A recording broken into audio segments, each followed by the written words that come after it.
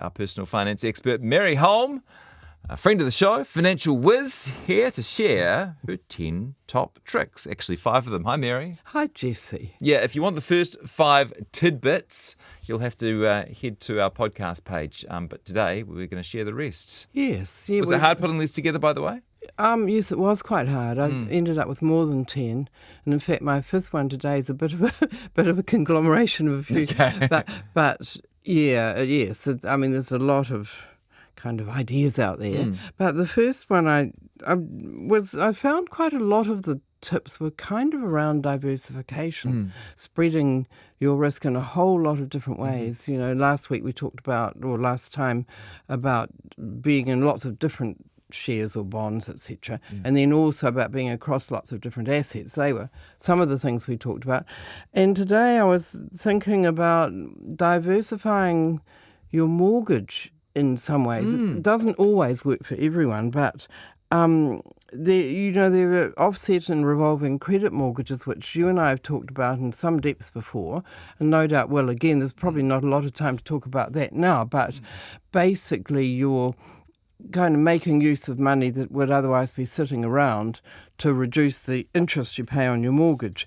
And they can work really well, but they tend to be somewhat higher interest rates than other mortgages. So it's good to get one of those mortgages to the extent you can actually use it. If you've got a bit of money sitting around, you might get 50,000 of your mortgage be offset or revolving credit, and the rest just an ordinary mortgage, which is at a somewhat lower rate, but isn't taking advantage of these sort of extra features. I hope I'm not confusing people, but we have talked about this in more depth before, so they can probably find it Particularly online. Given that having a mortgage is one way that your investments become very non-diverse, right? You've got so many hundreds of thousands of dollars locked up in this one particular asset class in one particular town of one particular country. It's the opposite diversification. That's exactly right. It is. And people can end up with their only investment being their house, which is not ideal. You want to at least be also in KiwiSaver or something like that. But so on the mortgages, there's the idea of having some offset or revolving credit and some just ordinary. And a mortgage broker, or mortgage advisor, should be able to help you to set that up and explain why it works. And then it's also often a good idea to have some short-term and some long-term.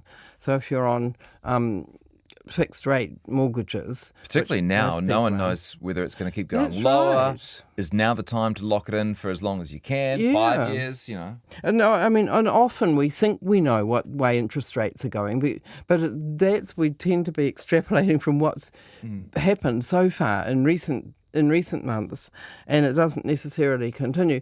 So if you've got some short-term and some long-term, what you find is that some of it is good and some of it's bad. When you look back on it, you say, I'm glad I got some of that short. Yeah. Or you say, I'm glad I got some of it long. Yeah. And that's that 50-50 principle. I quite often find that in investing in general. If you're not sure which to do, put half in each. Whether it's terms of mortgages or whether it's shares versus bonds or whatever it is, because human nature says that we're much more likely to look back and say, at least I got it right half the time, than we are to look back and say, I didn't get it right half the time. There's a lot of research to suggest that, and so I'm suggesting part short term, part long term, and then there's also part not fixed rate, what do you call it? Floating. Floating, thank you. Yes, floating mortgage, and that can work well for people too. So there's all kinds of different ways you might want to diversify a mortgage. That's tip number 1. Yes, we better move on here. Tip number 2 is about sort of diversifying term deposits, actually. So if you've got what's called laddering term deposits. Usually term deposits pay more if you tie up your money for longer. Not always, but in most market conditions, that's what happens. So you'll get higher interest on a 5-year one than you will on a 1-year one. So the idea of laddering is that you go for the longer term mortgages. I mean, mortgage term deposits. Go for the longer term deposits, but set them up so that at the start you might set them up so some of, like a quarter of your money might be maturing in 1 year and a quarter might be maturing in 2 years and then through 3 and 4, let's say. But once you've got it set up like that, then every time one term deposit matures, you turn it over for the 4 years. If that's what we're doing a 4-year one.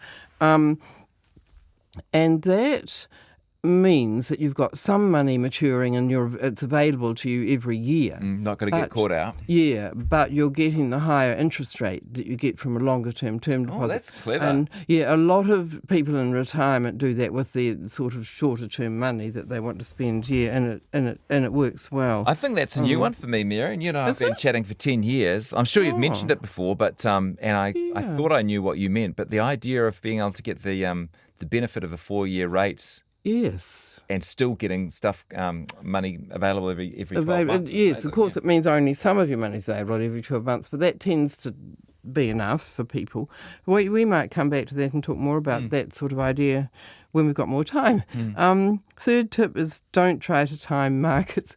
And this is, it happens all the time. At the moment, we've got quite a few people saying it's time to get out of shares because New Zealand and world shares have done really pretty well lately. Similarly, gold's done incredibly well just lately.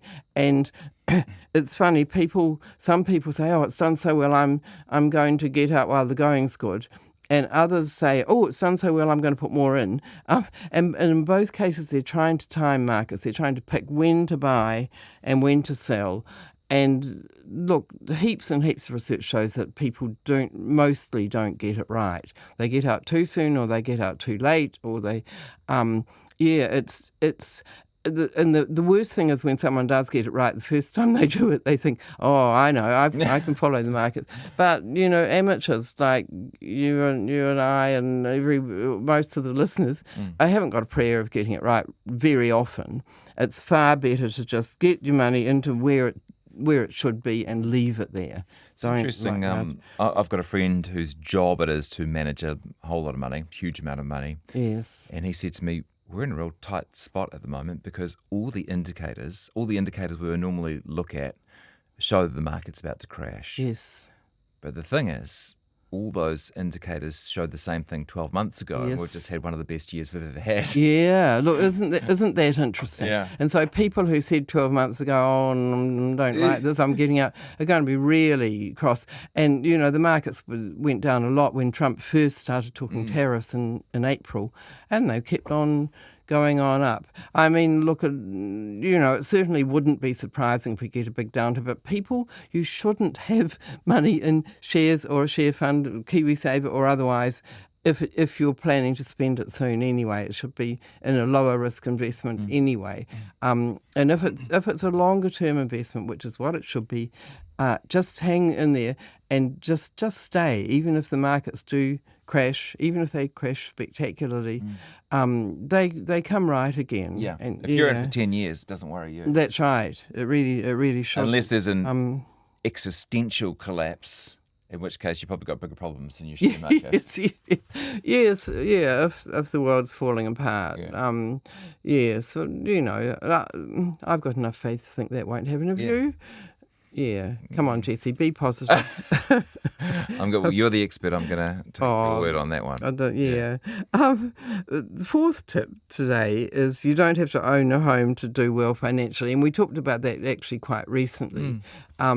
The pressure in New Zealand to own a home because we've kind of, our grandparents and our parents have tended to say to us, you can't do well financially if you don't own a home, and that's simply not true. And New Zealand is one of the most home obsessed countries in the world, and you really, as long as you save plenty for retirement, which is what we've talked about before, if you don't own a home and you decide you don't need to, you enjoy renting, because that can work quite well for people, then you need to hit retirement with more savings than your friend who does own a home, because you've got to cover rent for the rest of your life.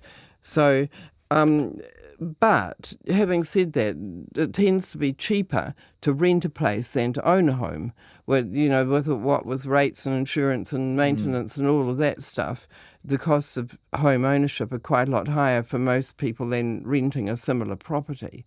And so if you're renting, you've got to do some quite serious saving, and you should be able to do it because you haven't got those home expenses.